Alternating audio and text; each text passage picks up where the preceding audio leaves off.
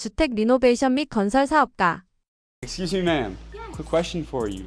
My brother and I, we go all over the country. We're based in Austin, Texas. We grew a channel to over 2 million followers where we go all over the country just asking beautiful homeowners a few questions on their advice to the younger generation. Wanted to know if we could ask you just a few quick questions for the channel. I'd love to. Come on in. Is that cool? Yes. Thank you so that's much. great. I Appreciate love that. you. How long have you been an entrepreneur for? 22 years. What industry did you pursue a career in?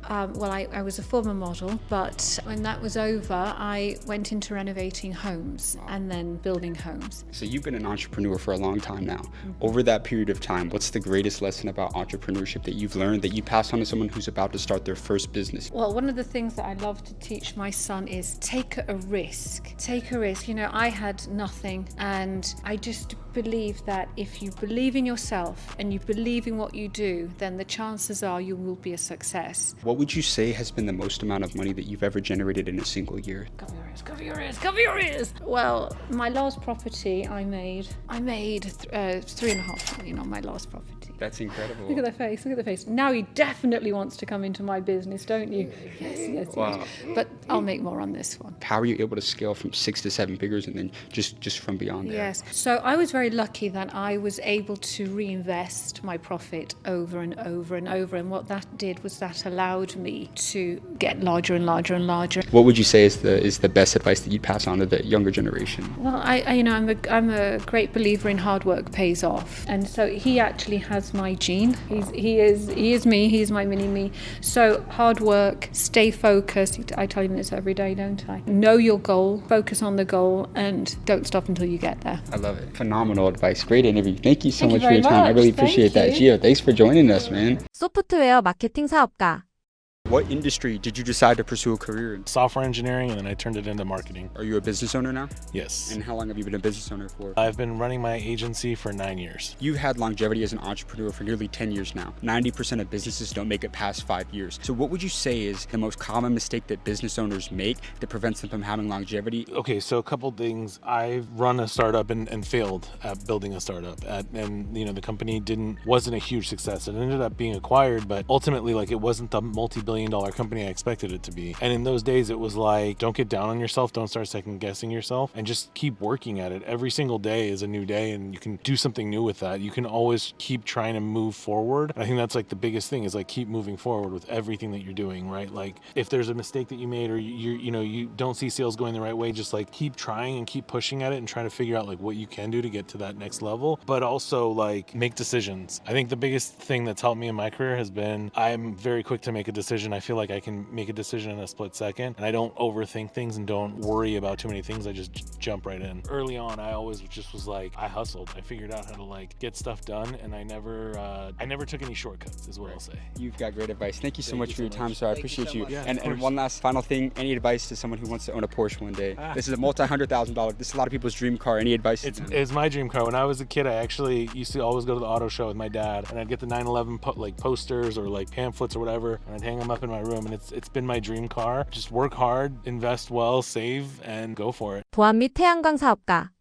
Hello, sir. Quick question for you. My two friends and I, we started a channel in Austin, Texas that we grew to over 2 million followers. We go all over the country just asking people a few quick questions on their advice to the younger generation of kids starting out in the real world today. We thought you had a beautiful house. Wanted to know if we could ask you a few quick questions for the channel. Oh man, I love Austin, of course, man. I'd love to help you guys out. You guys see the Lamborghinis, got the Aston Martin out.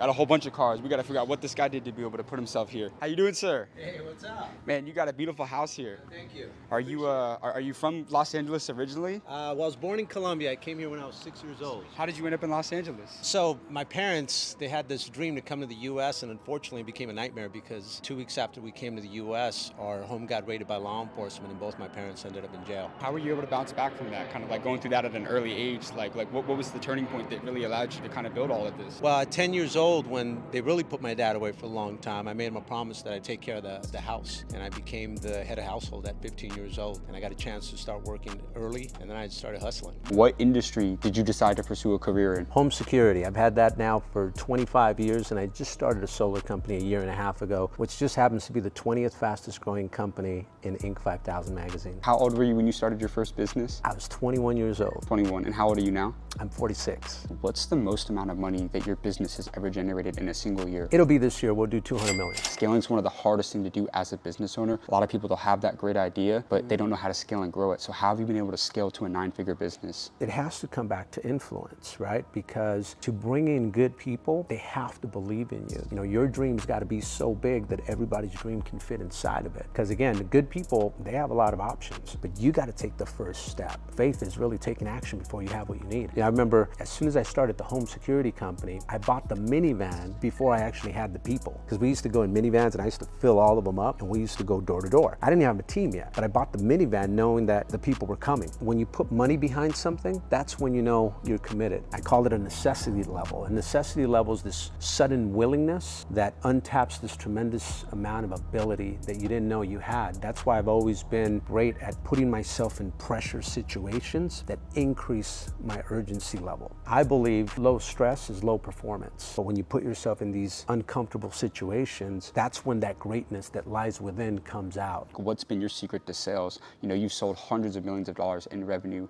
at your company throughout your career, but how have you really been able to land big deals with massive clients over all these years? I've always gone out of my way to validate the business that I'm in to give me confidence. So like when I started selling home security, going door to door, I would look up articles of home invasions. I would look up fire accidents that were happening. And what that did is it filled me up with belief, with confidence. And that's important because the more certain person will always influence the less certain person. People don't have to believe what you're saying. They have to believe that you believe what you're saying because everything's a transfer of belief. What has been the best financial advice that you've ever received throughout your lifetime? One of the great things that I did when I first started was I would split my check 3 ways and I would live on a third of it. One would go towards IRS and savings, and then the other one would go towards a reserve account that no one could touch. You could call me and ask me for money. To me, that reserve account did not exist. And that reserve account has always helped me through tough times because in life and pain are inseparable and you're gonna have to go through some tough times. Because I like nice things, but being able to cut it 3 ways allowed me not to live outside my means. Right. That said, I was huge on having nice things. It's what made me want to work hard.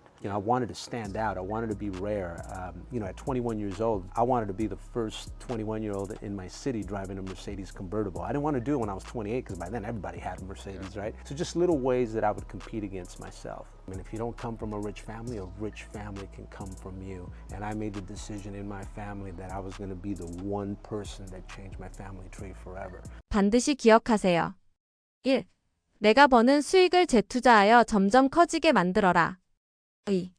어떤 상황에서도 앞으로 나아갈 수 있다는 사실을 기억해라. 3. 내가 몰랐던 나의 엄청난 능력을 이끌어내는 절박한 의지를 만들어라. 4. 높은 스트레스는 높은 성과를 만들 것이다. 계속 나아가라. 5. 당신은 무엇을 믿는가?